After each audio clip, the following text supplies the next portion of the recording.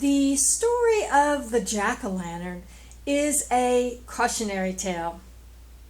The story goes that this fellow named Jack sold his soul to Satan in order to get everything he wanted. Jack thought it would make him happy to get everything he wanted. This is a common misconception.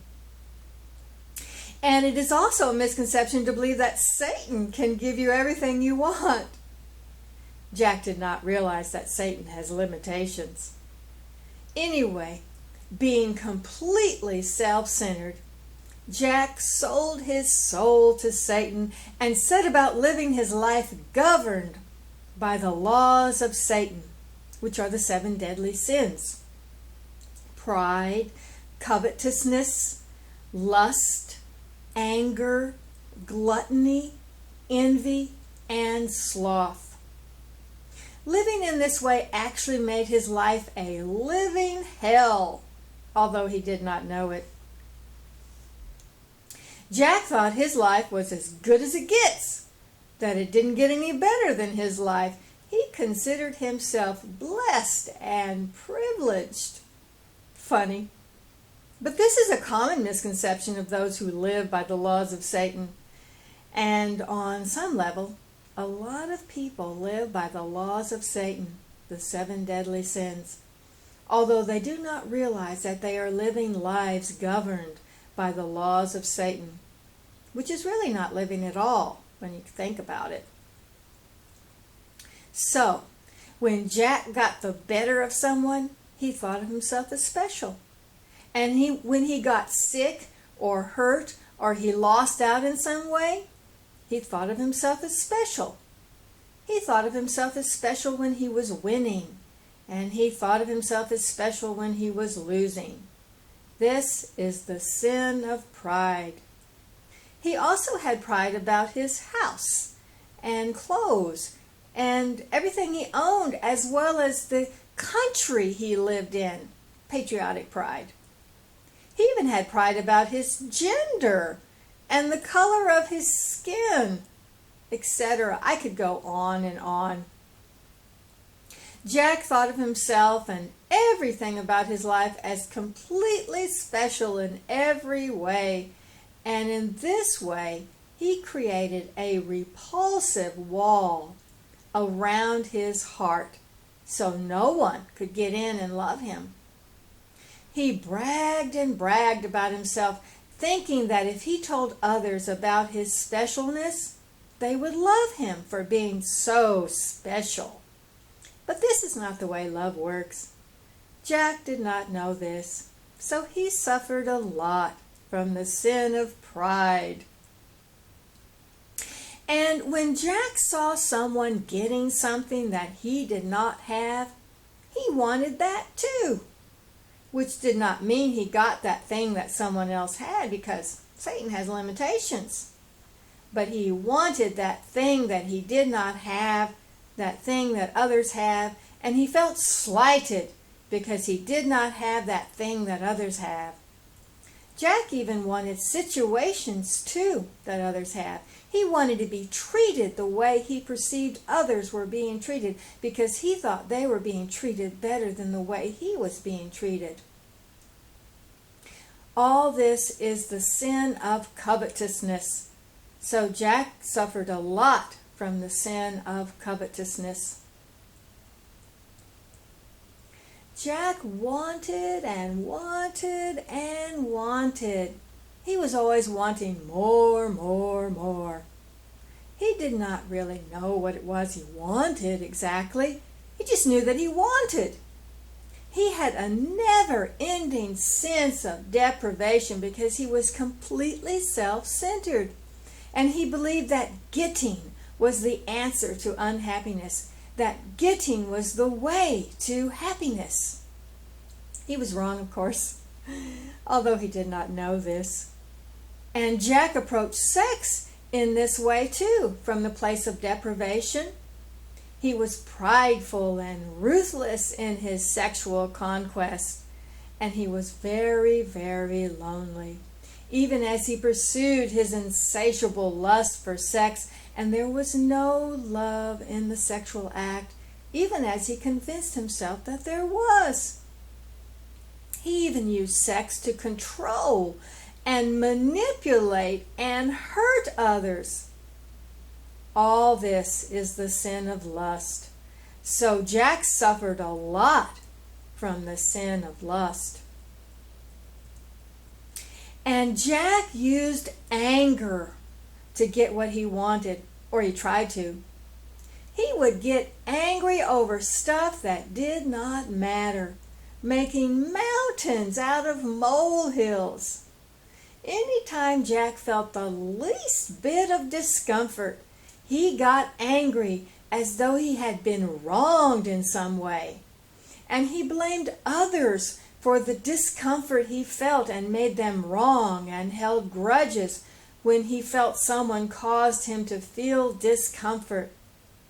Jack also held grudges when he thought people were not nice enough to him because he thought of himself as special, which meant that everyone should be nice to him, and he had no tolerance for other people's shortcomings, even though he had plenty of shortcomings himself. He could get angry at strangers who made mistakes in some way, like driving mistakes, for example, and he would curse at them and drive dangerously himself, using anger as an excuse to risk lives on the road. And thinking that everyone should think as he thought, Jack even got angry about the opinions and beliefs of others, and he would stir himself up into a frenzy of self-righteous anger and try to bully people into believing as he believed. Because he felt special and superior to others, anger was there always, just under the surface, boiling and ready to explode like a volcano. So people kept a distance from Jack. Even those people who occasionally agreed with Jack kept him at a distance. They never got close for fear of getting burned by Jack's rage. So this is the sin of anger. Jack suffered a lot from the sin of anger.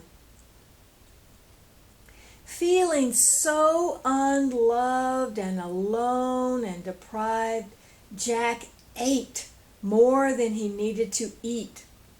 And he ate stuff that was not good for his body in the first place. He ate decadent foods and was decadent. But he didn't stop there. His hunger was insatiable in every way. He was starved for attention. He felt as though he could never have enough money or possessions or vacations, etc. I could go on and on with an infinity of examples of how Jack felt deprived. He simply could not get enough of anything. So Jack consumed and consumed and consumed. And he hoarded too. He had more than he needed, so he did not have what he needed. This is the sin of gluttony. Jack suffered a lot from the sin of gluttony. I mentioned how Jack suffered from the sin of covetousness, but he added to that. He was so self-centered that he not only desired what others had, he also felt jealous about what others had. He felt special, as though he deserved more than others, so he was eaten up with jealousy, hating those who got what he did not get. So this is the sin of envy. Jack suffered a lot from the sin of envy. And Jack was lazy. He felt it was best to get out of work whenever possible. So from lack of doing much of anything at all, from lack of experience, Jack was not very capable. Sometimes people could think that there was something wrong with Jack, like a mental or physical disability. But Jack did not mind this because he liked to use these perceptions of others to manipulate them into doing stuff for him because he was so lazy and believed that only stupid people work.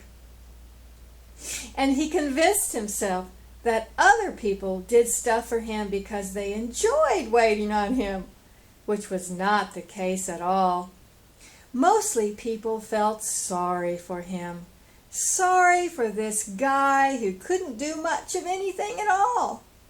And Jack convinced himself that he enjoyed their sympathy and attention, even though it was not freely given, even though they gave it to him from a place of fear or guilt or obligation, even though he had to be pathetic in order to get their sympathy and attention. And they did not hang around long because they felt as though the life was being sucked out of them, that Jack was sucking the life out of them with his repulsive and pathetic unwillingness to make effort. Jack was even unwilling to make the effort to learn basic social niceties. He picked his nose, and he was not big on washing himself or wearing clean clothes either. And he had terrible table manners, etc. I could go on and on with an infinity of examples of his disgusting behaviors, but instead I'll save you from the burden of imagining it. So Jack was repulsively slothful. This is the sin of sloth. Jack suffered a lot from the sin of sloth. Having sold his soul to Satan, Jack lived a life of complete self-centeredness, constantly practicing the 7 deadly sins: pride, thinking of self as special; covetousness, wanting what others have; lust, unwholesome desire; anger, or rather unwholesome anger, because anger can be wholesome; gluttony, to have or take more than is needed; envy, jealousy regarding what others have; and sloth, unwillingness to make effort. And Jack lived a very long time, a very long life filled with the terrible suffering of complete self-centeredness. Then he died, as we all must. After death, Jack thought he would try his luck at heaven, so he knocked and knocked at heaven's door. But no luck. He had long ago been banished from heaven. Then Jack went on down to hell, and Satan did not want him either. Funny that. Jack was eating a turnip as he stood at the door to hell, pleading with Satan to let him in because he did not want to be alone. He could see all that hellfire, so just before Satan slammed the door on him, Jack reached in with the turnip he was eating and scooped up some hellfire in it. That was the first jack-o'-lantern. Jack has to spend an eternity restlessly wandering around with his little lantern filled with hellfire. Now people like to cut Jack's face into pumpkins. They put their jack-o'-lanterns on their doorsteps on Halloween.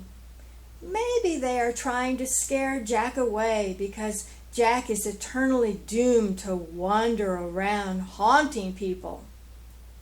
But a carved pumpkin won't keep Jack away. Here's the secret. The only way to keep Jack from bothering you is to rid yourself completely of self-centeredness. Compassion, meaning cultivating connection with others through caring, is the only way to keep Jack away. So the story of the jack-o'-lantern is a cautionary tale.